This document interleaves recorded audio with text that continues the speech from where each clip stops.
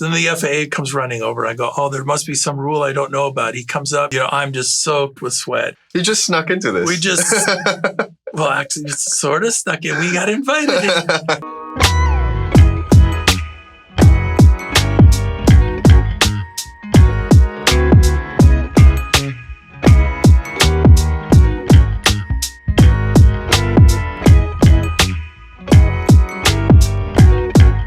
Welcome to our new video series called Ask an Aviator. Today, I am joined by Jim Ostrich, who is a formation flying instructor. He also works at Gleim Publications as an aviation editor, and he has 43 years of experience flying. Hello, Jim. Hello, Ryan. Welcome to the show. Thank you. Good to have you. Do you like the setup? I do. I feel like talking to you is kind of interesting because you do something that most pilots don't do, which is formation flying. But before we get into that, tell us a little bit about yourself. What do you do at Gleim, and how many years of experience do you have flying? Certainly. So I grew up in Los Angeles, so I'm a West Coast person originally. So I went to UCLA through the ROTC program, so the military paid for my college education, so I joined the Navy. They sent me down to San Diego, so I spent 40 years in San Diego, 30 in the Navy. I worked for Pacific Bell. So I was in telecommunications, Okay. at a company called Qualcomm. Yeah. Before they had cell phones. That's the chips in our phones, the chips in the phones. Yeah. Did well financially, retired from there, moved up to Redding, California, bought an FBO, a flight school. Oh, okay. So my passion was always in aviation. So gave back to the community for almost 8 years. Then retired here to Florida, and now work here at Gleim. So what do you do at Gleim? So at Gleim, I'm an aviation content editor. Currently, I'm working on Private Pilot Online Ground School, updating that, and then turning it into an instructor-led course for high school STEM program. Very cool. So with your experience, having you here at Gleim is invaluable. But what I'm curious to know is, how did you get into flight training?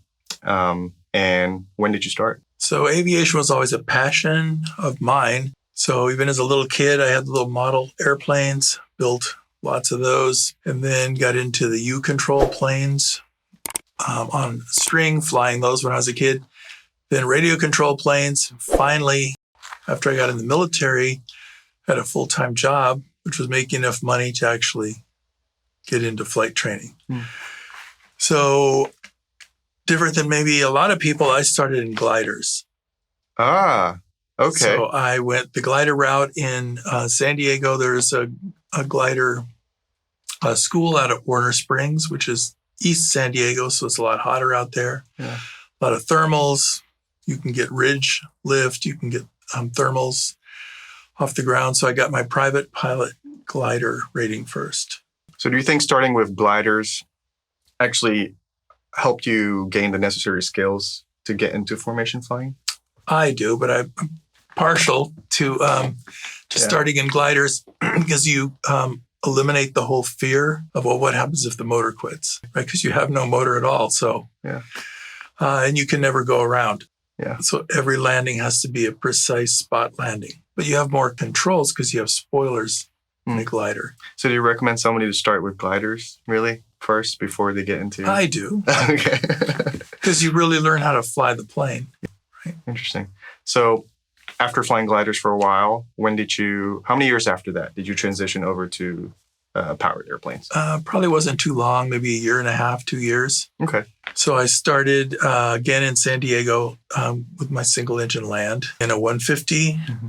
Then after that, I thought the next rating I should probably get is instrument. So a year or so after private pilot single engine land, I worked on instrument, which, as you know, is a long rating to get, very precise flying, a whole nother level of expertise. But I think it's probably one of the best ratings you can get, like insurance wise, your own risk management, because you can fly in any kind of weather. If the fog rolls in, you can still make an approach. You can fly through clouds if you need to. You just get on an IFR flight plan. You have air traffic control services. You learn all that. It forces you to trust your instruments too, right, which I feel is quite valuable. Being in clouds, it can be quite nerve-wracking, especially the first couple of times that you do it. So being able to trust your instruments and trying to determine what it tells you is quite important to me. Yeah. And to not listen to like the conflicting senses that are trying to tell you. All the illusions, yeah. Yes. Yeah. So the course that I'm working on right now, I'm doing a spatial disorientation. You know, the Kobe Bryant flight, JFK Jr. So instrument rating is, you know, the antidote, I guess, or the insurance policy to be able to just fly through all that. Mm-hmm. Yes, like you said, train yourself to rely on your instruments. Yeah. After instrument, did you do any certificates after that? After instruments, I think it took a while, but I finally went back and got my commercial. Did you ever get your CFI? I did. Yeah. I got multi-engine after commercial, then CFI probably 20 some years ago now. But yeah, if anyone's looking to get into the airlines, that's typically, you know, how you build time. Yeah. Is you crank out those ratings, private, instrument, commercial, and then get your CFI. So then you can give back to the aviation community and build hours while someone else is paying for it. Yeah.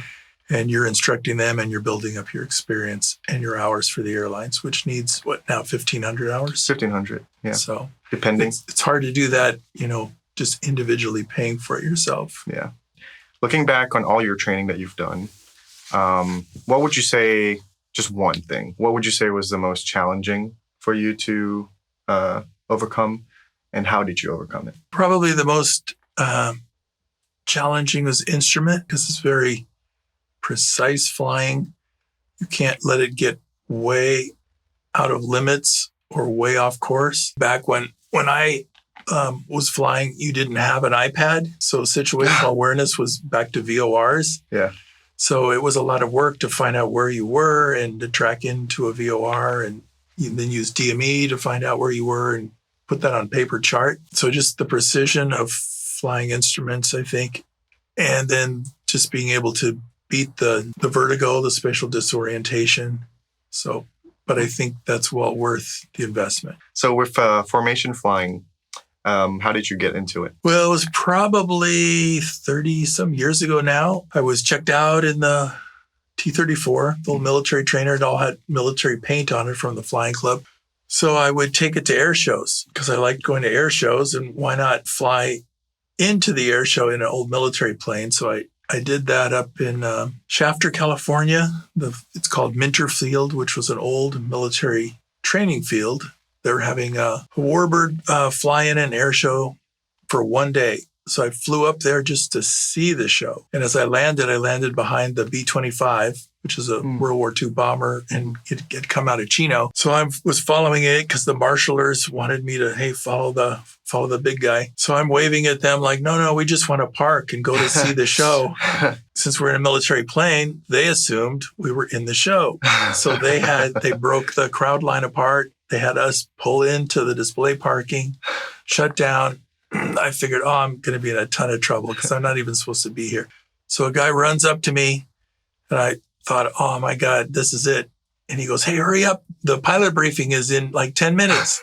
So my buddy's like, we should go to the pilot briefing. So we go to the briefing. We see Steve Hinton, who is the head of the Chino Air Museum, Planes of Fame there. I think Bob Hoover was there. So just all the old time acrobatic guys that are going to fly in the show. So I was just in heaven, just seeing these guys at the briefing.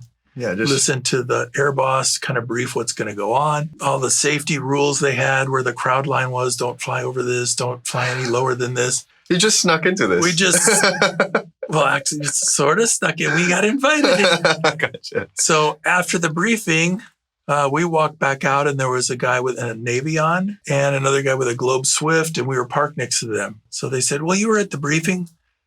Let's all fly formation together. So there aren't very many rules about formation flying, at least back in the day. So I said, no way. I haven't done any, I've never done this before. I kept telling him. And the guy said, oh, no, there's nothing to it. We're just going to do 3 racetrack patterns, and you just have to stay right next to me. Okay. So we ended up taking off right next to this guy and sweating bullets. I flew right next to him. 3 racetrack patterns that landed, and I'm just soaked with sweat. Yeah. And I thought, oh my gosh. Then the FAA comes running over. I go, oh, there must be some rule I don't know about. He comes up. Yeah. jumps on the plane. I'm thinking he's going to say, like, you guys are in a ton of trouble. Yeah. And he said, great job. And shook my hand. I'm like, well, we dodged that bullet, but apparently there never was a bullet. So the two guys that were parked next to us on display, they came over and they said, well, how many, you did really well. How much formation flying have you done? I said, none. First time. And they said, why didn't you tell me? I said, I did tell you over and over. I said, I've never done this before. So that's how I got into formation flying. That is incredible.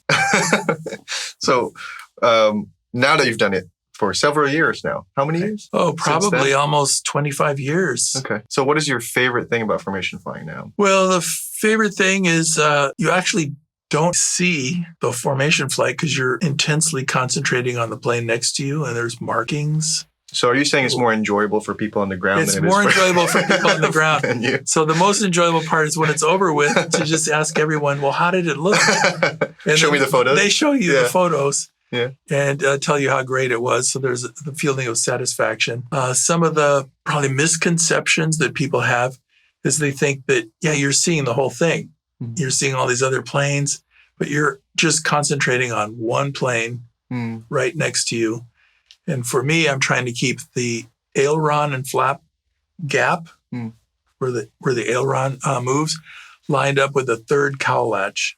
Oh, The third latch back on the cowling, and that's my lineup line. That's a 45-degree line. so that's the only thing you pay attention to. That in the forward edge of the horizontal stabilizer has to be halfway down, vertical stabilizer, the fillet. And those are the two lines. So it gives you the distance and it gives you height. So what is that margin between the next plane that you're looking at? I think they were like 3 feet apart, like wing to wing. Wow. So it's very intense. I think most people would think, oh, you're having a great time up there. The Blue Angels, if you ever watch them, they're inches apart. Oh yeah. You know, In jets. We're Yeah. in jets. So I'm sure they're the same way. It's just intense concentration. You're part of a bigger team. And the best part is when it's all over with, everyone says, oh, you look good. Good. And of course, you're safe. Yeah. Yes. So is there also a lead pilot in the formation? The FAA says you have to have a qualification card. You either have to be a wingman, the guy on the outside, or the leader, the guy who's leading the effort. So there's two different qualifications. Oh, it's specified on Specifies. it. Okay. So I have a little card Hmm. that, in my case, says lead, T-34 leader. Since I've been doing it for a while and I'm an instructor, the T-34 Association, I think, has 7 check pilots. So like DPEs Mm-hmm. that can check out people and say, oh, you meet the standards. So like the ACS. Is that for the whole qualification, nation, 7 of them? 7. So they Yeah. travel all across just to Mhm. check people Well, out? most I think are regional. So you kind of Oh, okay. find the regional one, or there's we have formation clinics, like the one we did up at Williston for Sun and Fun. Mm. So they'll have 2 or 3 check pilots there. Mm. So then the new people all get together. They do a ground school, usually on a Friday night. And then you fly Saturday, Sunday, over and over again missions. Just checking off, do you have the skills, to meet the PTS, the That sounds so practical test cool. standards. Yeah. That's awesome. And you can get it done in a weekend. Usually it takes probably takes like 6 months, because initially you're kind of overwhelmed Sure. with what's the sight picture Sure. and the power settings. And especially with power, it's all about eliminating relative motion. Mhm. So if you're on the outside and you are moving forward, now you're going faster Mhm. than your leader. So when you get to the position you want to be in, so you're moving up, you have to decrease power from the leader. Mhm. So you have to increase power, then decrease power compared to him, and then come back and match it. Mm. So every power setting is like 3 moves. Okay. Faster, Yeah. then slower to slow down, and then match it. So it'll take a few months to get that technique into like rote memory. Mhm. So you're not having to just think about it all the time. Because besides power, you're also trying to do the position, right? Keeping those lines Yeah. lined up. And then it's more dynamic because you turn. Sure. So now if the leader's turning away from you, you're now on a wider circle than they are. Sure. So you have to have more power. Yeah. But you can't move forward. You have to stay in the same position. Mhm. And then if they drop down, now you're in a Inside. smaller circle. You have Yeah. to retard the power. So you got to be pretty agile with the power controls while also looking at all the. and extremely situationally aware of what is going on with my plane and the other plane. So you're just intensely focused on your leader's plane. What Someone's happens, flying next to you. So yeah. What happens, and 3 feet away?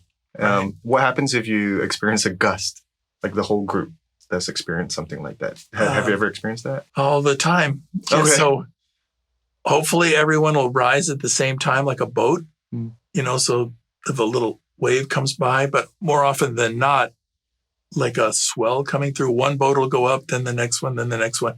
So you just have to dampen it out. And you don't panic when something like that happens? No, you just have to just let it stabilize. Yeah. Different than your normal flying, which you're more relaxed on the controls, you're more attuned.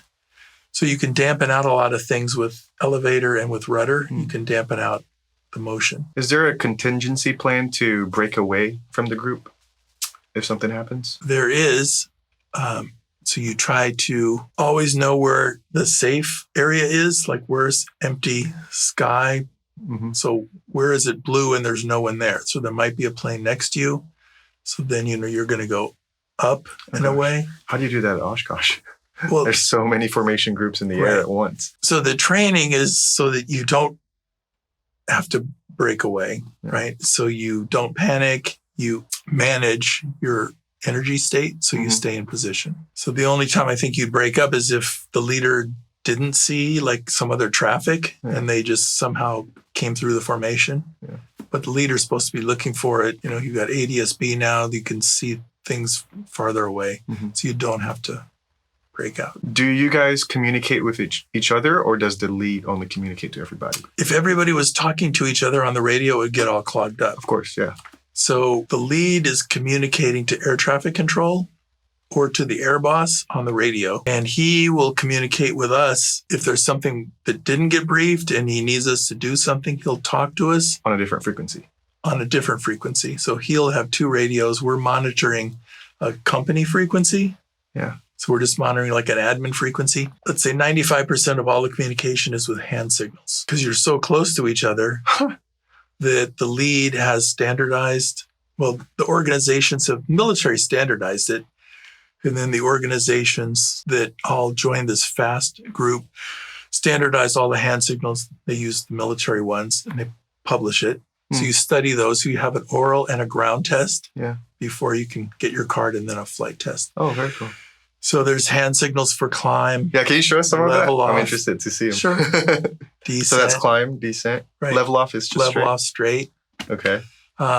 power up, Okay. power back, Okay. flaps. That's a duck.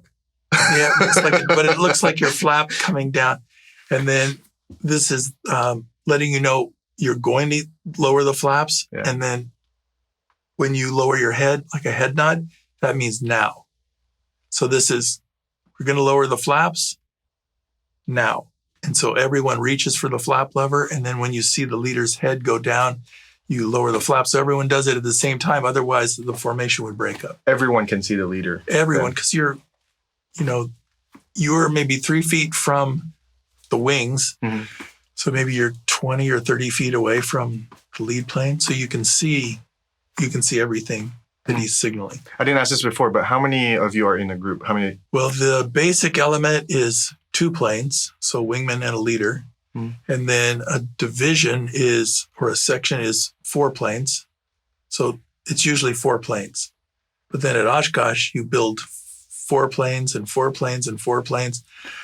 So there can be, we just did a formation flight for the Air Force Museum. We had 53 planes. Wow. So there's just groups of 4, 4, 4, 4, 4. So that would be what? A lot of groups. 10, 20, Yeah. 13. There's one. You're short of one. There's 53. And then there'll be somebody in the back, like a straggler. But yeah, the basic So section. would that be like 10 leaders in that case, or just still one? There'd be a leader. Each 4 ship will have a leader. Oh, okay. And then there's the overall group leader who's planned out the whole mission. Gotcha. Okay. And in our case, it's our president for the T-34 Association, Billy Smith. He was an A-10 pilot in the Air Force. think he was a squadron commander, so he knows how to do all this really, really well and puts it together in a big PowerPoint brief and does a big whiteboard. So the brief probably takes 2 or 3 hours so that everyone knows exactly what's going to happen and what's their role. Like we always talk about, oh, that must be miscommunication. There can't be any miscommunication, right? Yeah. Everyone has to know what's going to happen. What are all the different steps? What are the different formation? And where are you in that? Yeah. So you need a very comprehensive brief. Very for comprehensive. everybody. And then after there's a brief, then we do the flight, then there's a debrief. Okay. So we always debrief as to any safety of flight issues. Did anyone see anything that seemed unsafe? And what can we do about it? Did anybody not fly exactly as briefed? And then that person is talked to, right? Because it's essential that everyone, just like an orchestra, everyone has to play the whole song, play their little role. They can't go off and do something different. Sure. From being in formation and flying around all day, circuits, and coming in for landing, how does that work? So usually you do 2-ship takeoff. So you take off in a 2-ship, and then the second 2-ship will join and become the 4-ship. Okay. Then that 4-ship is looking for the 4-ship in front of it, and then it joins up with it. And everyone just assembles into the big formation. At the end, we have to take it all back apart and get into something where we can all come in and land individually. So usually the wedge will collapse into diamonds in trail. So there's just 4 planes, 4 planes, 4 planes, 4 planes. And then those planes will get into what's called an echelon, where they're all next to each other, either going left, or they're going right. Okay. And Just then one side. They're all on one side. Everyone's on one side of their leader. And then they all come over the field, and then they break up the formation by doing a 45-degree turn and then getting on to 180. So you're basically now breaking up the 4 ships into single file. Breaking into the downwind Into the downwind. and circle back and land. And you circle and land. Yep. So then everyone flies the downwind in single file. And then you take spacing as the guy in front of you gets halfway around the base leg. So they don't do squares. They just do a 180-degree turn from downwind to final. So as the person in front of you is 90 degrees away, then you start to turn. Okay. So you're going to land with multiple planes on the runway, which is usually different than you would do as a civilian. So part of the training is to either stagger the runway, so where the center line of the runway is, one plane will land on the left side, next plane will land on the right side. Gotcha. So that's backwards. So that's right side, left side, right, and vice versa. So everyone has about 1,500 feet to land because everyone's moving. So no one can get on the brakes, right? Everyone has to move to the end because it's a flow. Or the leader will land on the side closest to the taxiway that they're going to take off, and everyone else will land on the opposite side. And as soon as you land and get under control, you get over onto what's called the cold side. So you land on the hot Which is side behind the leader. And then you go down to the end and get off at the taxiway, usually the last taxiway. Yeah, it's all choreographed. So it's all choreographed. Everyone's practiced it. Everyone's done it as a 2-ship, as a 4-ship, and then bigger and bigger and bigger. But yeah, the basic element is 4 planes.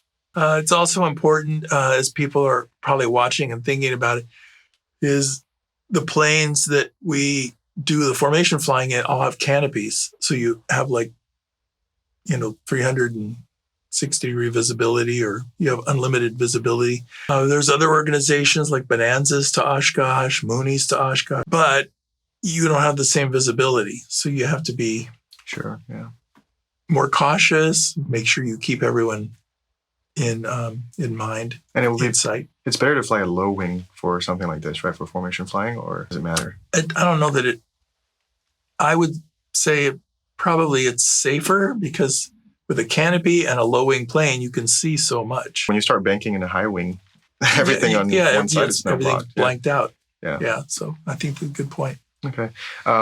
Couple more questions for you. One, when somebody new joins the group, and they're flying, or they're joining you in formation flying for the first day.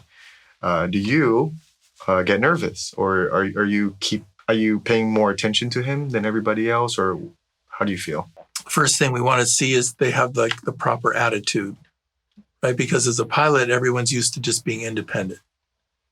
Okay.